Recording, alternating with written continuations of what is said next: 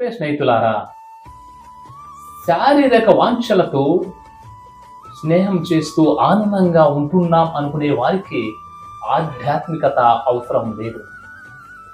కామజ్వర పీడితుడైన ఉన్నవాడు దైవ నామ స్మరణ చేస్తాడా? కీచకుణ్ణి ఆదర్శంగా తీసుకొని బ్రతికే వాడికి ఆధ్యాత్మికత గురించి తెలుసా?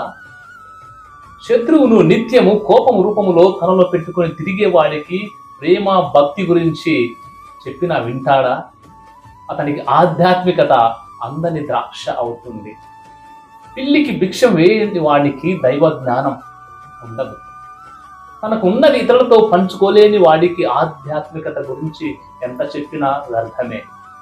ఇటివారు నదిలో ఉంటారు, నీటి గురించి తెలియదంటారు. చలి కాచుకుంటారు, మంట గురించి తెలియదంటారు. బ్రతికే ఉంటారు కానీ తమ ఉనికినే సంశయిస్తుంటారు. ఆధ్యాత్మికత బతకటానికి కాదు, కానీ ఎలా బతకాలో, బతుకంటే ఏమిటో తెలియజేస్తుంది. ఆధ్యాత్మికత, స్పిరిచువాలిటీ మనిషిలో దాగి ఉన్న దివ్యత్వాన్ని గుర్తించేలా చేస్తుంది. కనుక మన ఆధ్యాత్మిక జీవితాన్ని ఒకసారి సమీక్షించుకుందాం, పరిశీలించుకుందాం. మన స్పిరిచువాలిటీ ఎలా ఉంది,